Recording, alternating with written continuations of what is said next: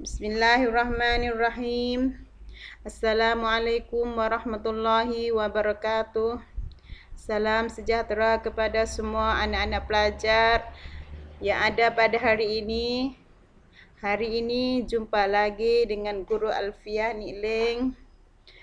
Mana mata pelajar yang kita hendak belajar pada hari ini iaitu Al-Madah Tarikh, darjah 6. Tajuknya Khalifah Ar-Rashidin. Berkenaan dengan khalifah yang pertama iaitu Abu Bakar As-Siddiq radhiyallahu anhu. Pelajar semua siap? Kalau siap, marilah kita belajar berkenaan dengan Abu Bakar As-Siddiq radhiyallahu anhu.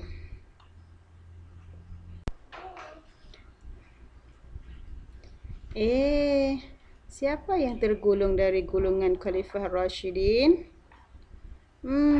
Adakah pelajar tahu?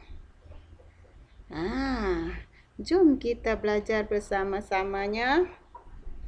Jom.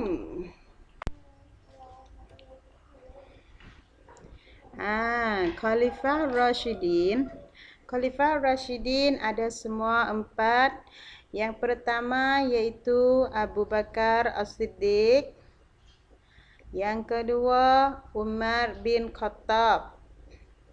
Yang ketiga Uthman bin Affan. Dan yang keempat Ali bin Abi Talib. Seterusnya, keistimewaan Khalifah Rashidin.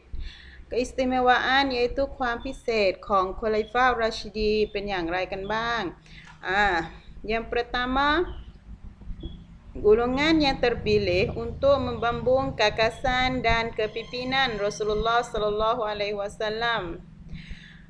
ข้อ 1 เนี่ยเขาบอกว่าคอลิฟะห์รอชิดีนเนี่ยเป็นผู้ที่ถูกเลือกมาเพื่อที่จะเป็นผู้ที่เกื้อหนุนความเป็นผู้นำของท่านรอซูลุลลอฮ์ ศ็อลลัลลอฮุอะลัยฮิวะซัลลัมคือช่วยเหลือท่านรอซูลุลลอฮ์ในการงานต่างๆในการที่จะเผยแพร่ศาสนาอิสลามค่ะ Yang kedua, berdamping dengan Rasulullah sewaktu hidup baginda เป็นผู้ที่ใกล้ชิดกับท่านรอซูลตั้งแต่ท่านรอซูลยังมีชีวิตอยู่ ต่อไป Yang ketiga, mempunyai hubungan kerabat dengan baginda. Khalifah Rashidin ทั้ง 4 เนี่ยเป็นผู้ที่มีเชื้อสายสืบเนื่องมาจากท่านรอซูลุลลอฮ์ ศ็อลลัลลอฮุอะลัยฮิวะซัลลัมนั่นเองค่ะ Seterusnya, Khalifah yang pertama iaitu Abu Bakar As-Siddiq. Apakah tajuk yang kita hendak belajar berkenaan dengan khalifah yang pertama ini? 1. Latar belakang dan riwayat hidup. 2. Sifat dan budi pekerti. 3. Peristiwa hijrah.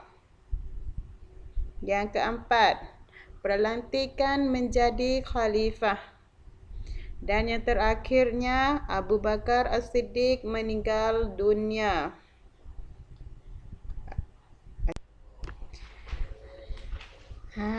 Seterusnya, mari kita belajar bersama berkenaan dengan latar belakang dan riwayat hidup Abu Bakar As-Siddiq radhiyallahu anhu. Abu Bakar As-Siddiq ada nama yang penuhnya iaitu Abdullah bin Uthman bin Amir bin Amru bin Ka'ab bin Sa'ad bin Tamim bin Marrah bin Taimil Quraisy. Nama ibunya Ummul Khair Salma binti Sakhar bin Amir bin Amru bin Ka'ab At-Tamimil Quraisy. Mari kita belajar berkenaan dengan tempat dilahirkan dia. Tempat dilahirkan Abu Bakar As-Siddiq ialah di Mekah. Ya, tahun yang dilahir iaitu pada tahun 573 Masehi. Abu Bakar As-Siddiq dilahirkan selepas Rasulullah sallallahu alaihi wasallam 2 tahun. Keturunan Abu Bakar As-Siddiq, keturunan Abu Bakar As-Siddiq, keturunan daripada keturunan Bani Tamim Al-Quraisy.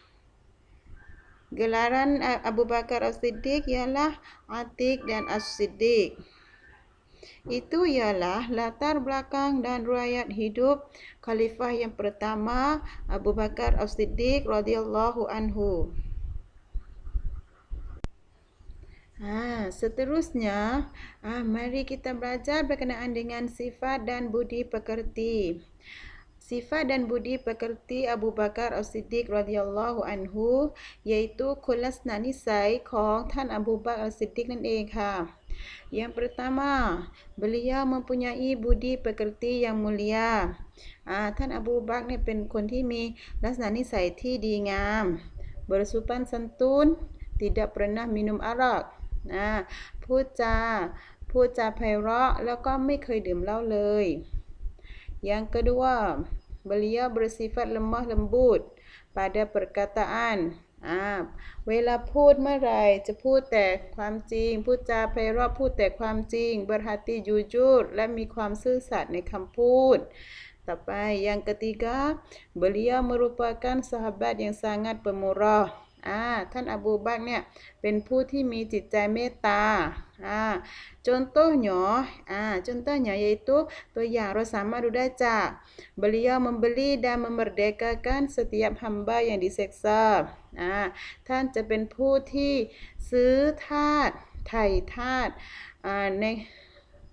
ในช่วงนั้นก็ท่านจะไถ่ทาสที่มีชื่อว่าบิลาลบินรอบะห์dan Amir bin Fahira เพราะว่าด้วยความที่ว่าท่านเป็นผู้ที่มีจิตใจเมตตานั่นเอง ท่านก็เลยไม่สามารถทนดูได้เมื่อเจ้าของกำลังทรมานบ่าวขณะที่ท่านอยู่ตรงหน้านั่นเอง ต่อไป yang keempat, beliau merupakan seorang yang berani.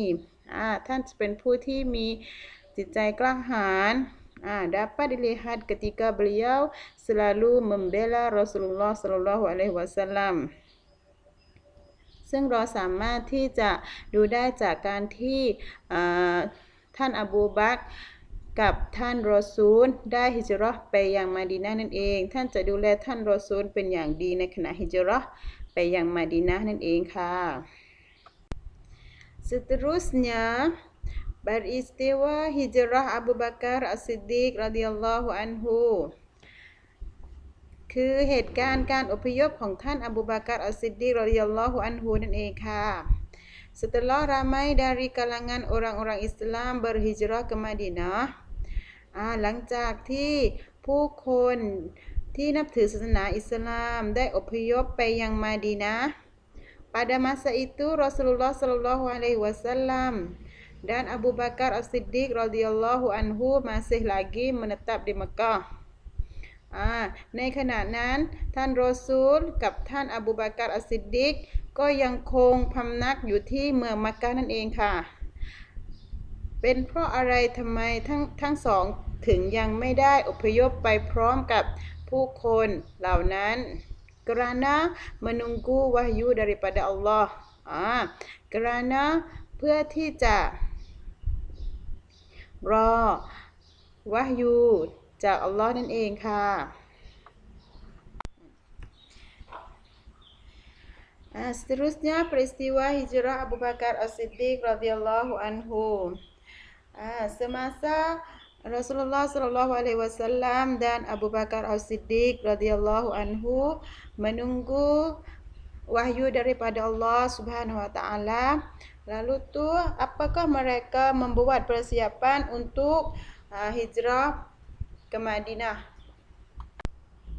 Seterusnya peristiwa hijrah Nabi Muhammad sallallahu alaihi wasallam bersama Abu Bakar As-Siddiq radhiyallahu anhu ke Madinah. Semasa mereka kedua menunggu wahyu daripada Allah Subhanahu wa taala, lalu itulah mereka berdua telah membuat persiapan untuk berhijrah dengan 2 ekor unta sebagai kenderaan, serta mengupah seorang musyrik yang bernama Abdullah bin Uraiqat sebagai penunjuk jalan kepada mereka. Hal ini adalah dirahsiakan Malaikat Ali bin Abi Talib karramallahu wajhah dan keluarga Abi Bakar As-Siddiq radhiyallahu anhu sahaja yang mengetahuinya. Pada akhir malam hijrah itu, keluarlah Rasulullah sallallahu alaihi wasallam dari rumahnya dan tempat tidur baginda diganti oleh Ali bin Abi Talib radhiyallahu anhu. Kemudian Rasulullah sallallahu alaihi wasallam bersama Abu Bakar radhiyallahu anhu terus pergi bersembunyi di dalam Gua Thur selama 3 hari. Pada waktu itu, orang-orang kafir musyrikin sedang mencari mereka, tetapi tidak berjumpa kerana Allah memerintahkan labah-labah dan merpati membuat sarang di hadapan gua itu.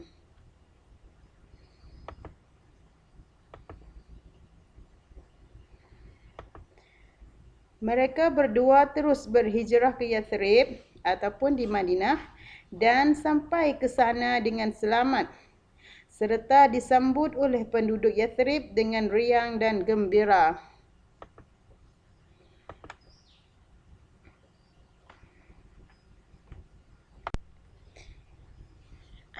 Sudah selesai pelajaran kita pada hari ini. Selamat berjumpa lagi pada hari yang akan datang, insya-Allah.